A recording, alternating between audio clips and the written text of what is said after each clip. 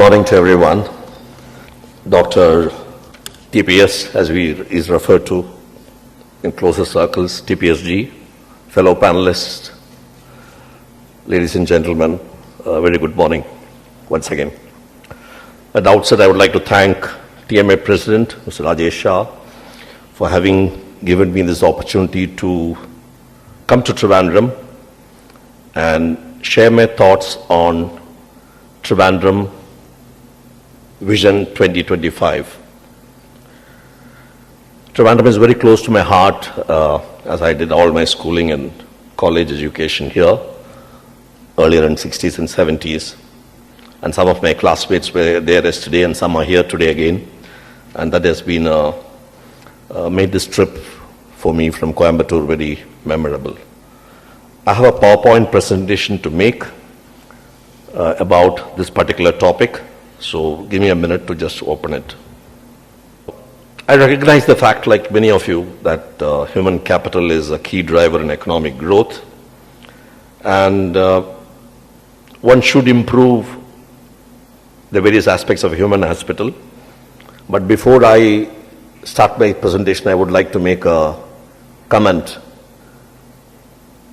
Improvements in human capital can take you forward in a very slow, calibrated manner. The gestation period for changes on human capital side are long.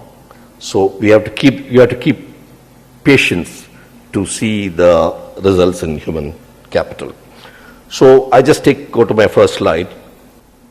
All of us agree that human capital you have, like our chairman also said, skills, knowledge, experience, all these are put together in good proportion to make sure the efficiency is high. And obviously you have to maximize these three components, skill through some improvement program, experience within the organization. These are all normal words which are used, job continuity, job enrichment, etc.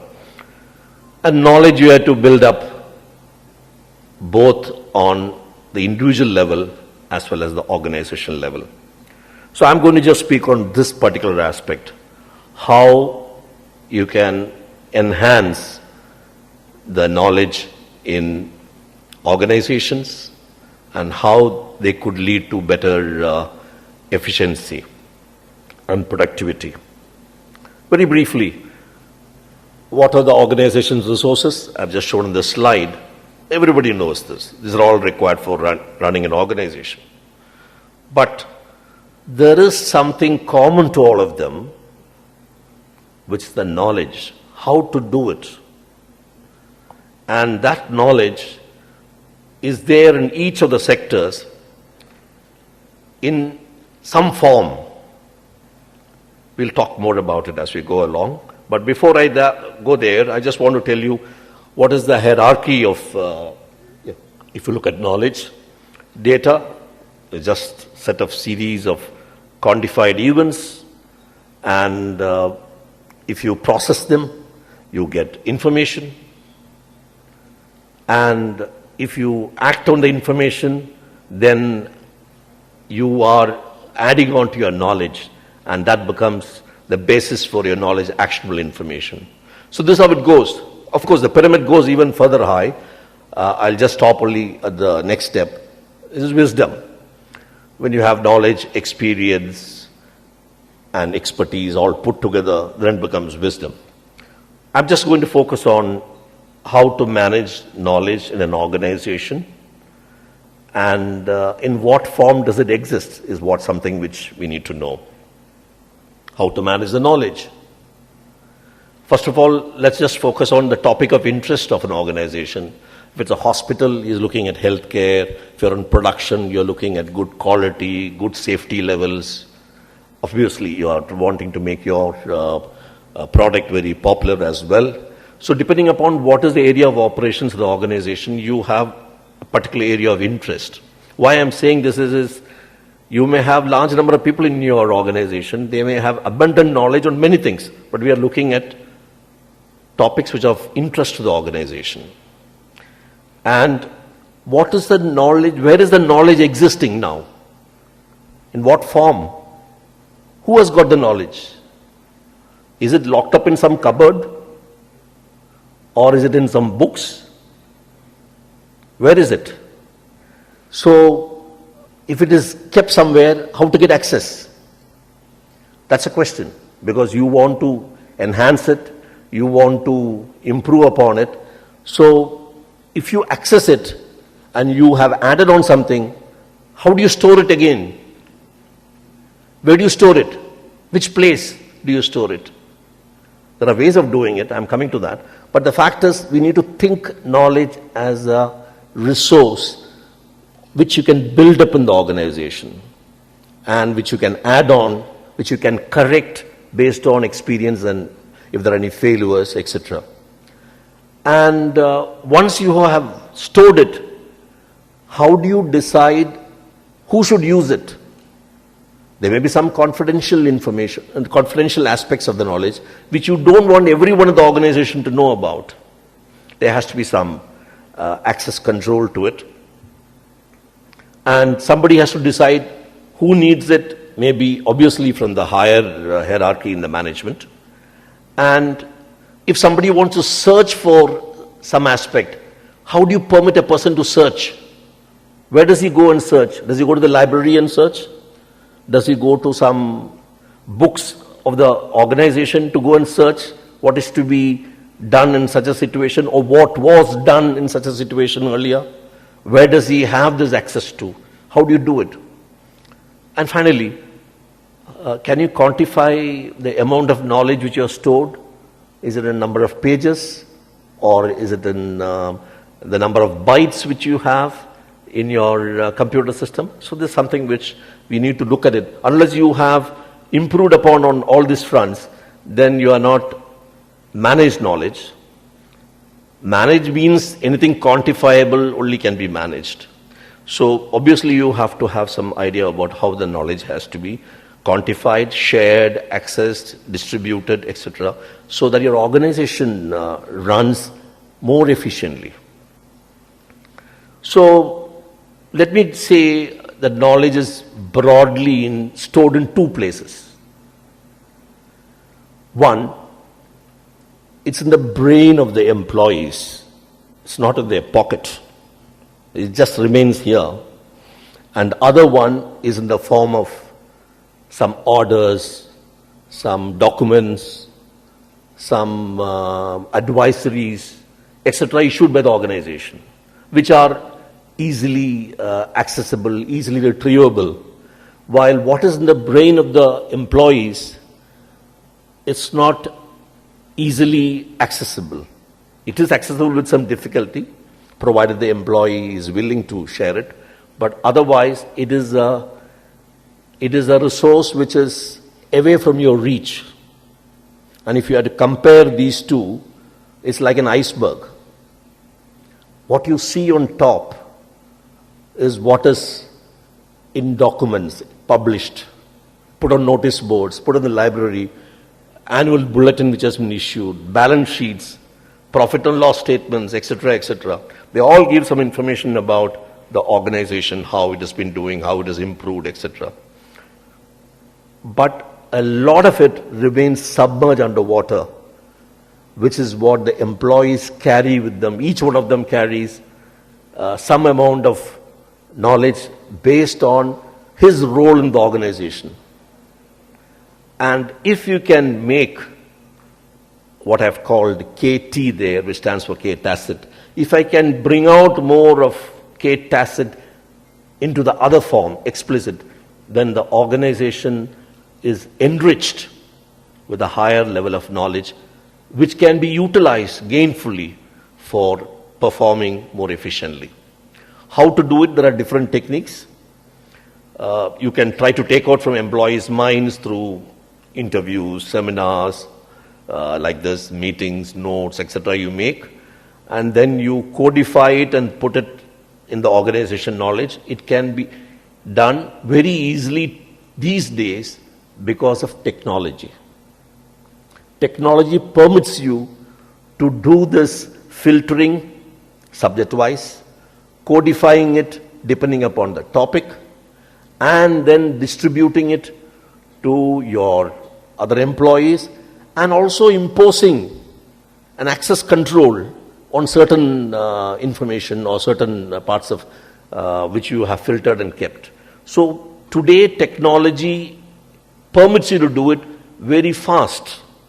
Like our chairperson said, you should use technology. We should use technology to make sure it is distributed easily with access control, and you are able to keep on adding to it almost online, near real time. You are able to do it based on the developments in the organization, right?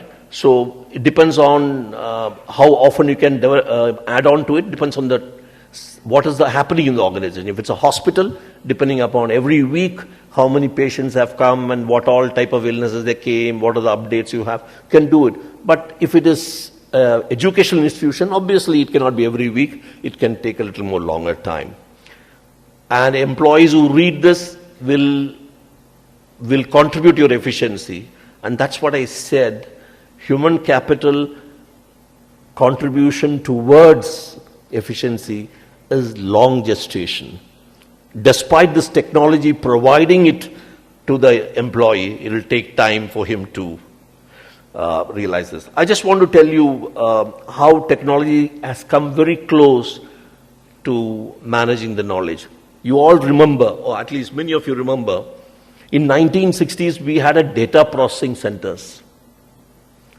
Almost organizations had data processing centers for procurement, they had something for finance, they had for some other HR group, etc.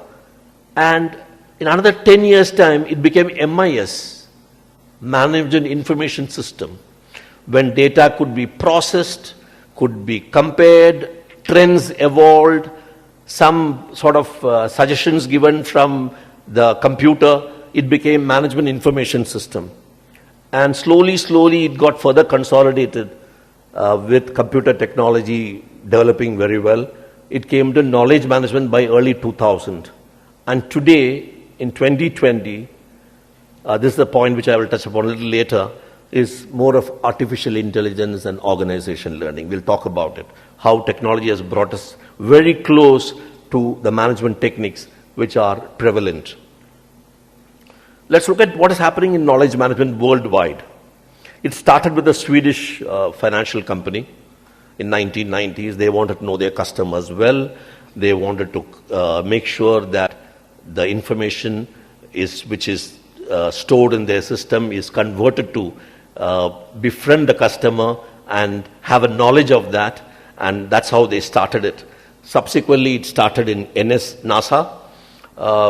In fact, there was a period almost when NASA had a lot of failures, and they found it was due to many senior scientists leaving, and many of their learnings, many of their knowledge was not passed on to the subsequent generation, which was not taken into account while they were progressing the missions.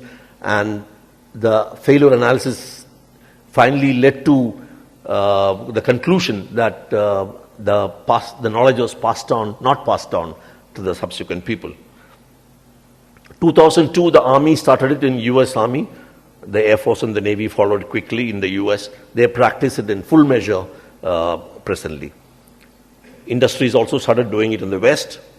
In India, a few IT firms have started from 2010. I think this has happened because in the IT industry was also the parent for the technology which was being used in knowledge management.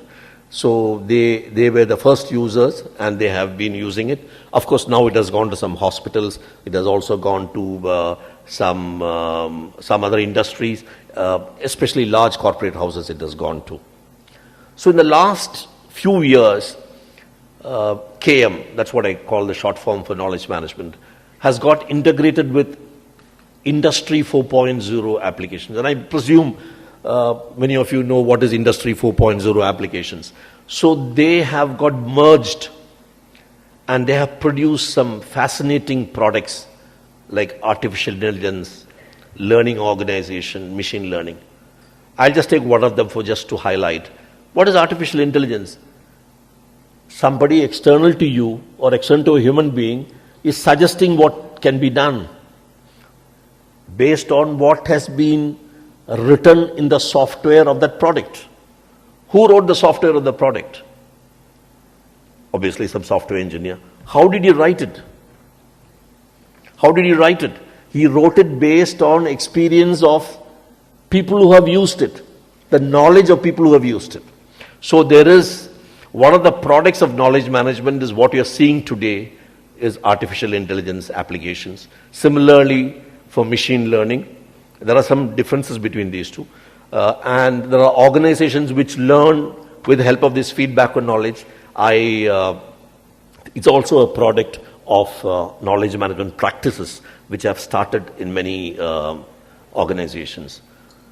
The drivers for KM are management should be committed. The top management should be committed that they need to do this and not just have everyone operating out of their tacit knowledge. And without that man, that knowledge is not there. So look for the person or look for another person who may have less, he may have more also. But commitment of management to generate organization knowledge is very vital.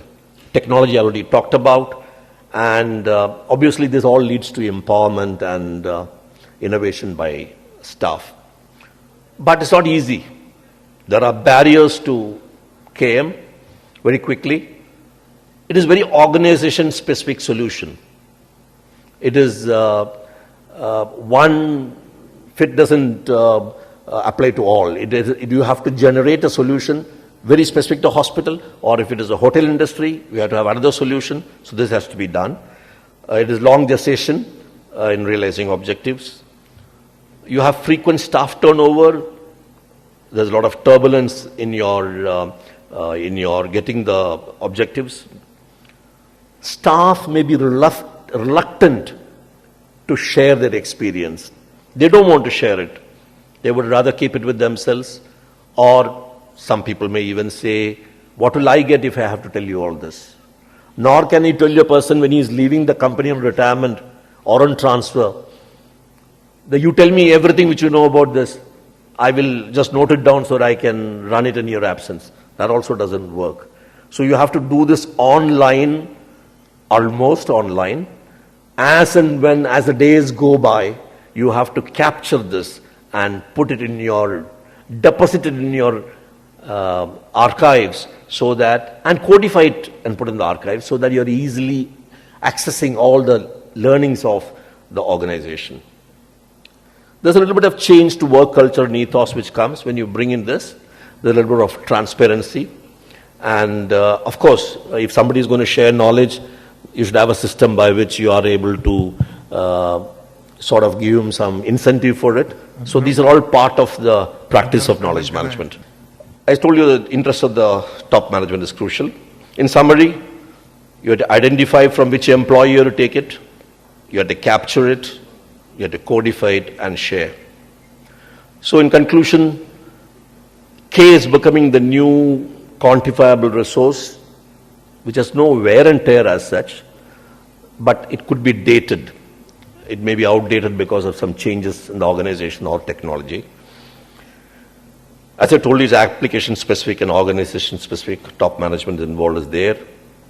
Recent advancement in digital technology enable you to do all this very fast. And when you combine it with the Industry 4.0, it gives you very good results, as I briefly told you.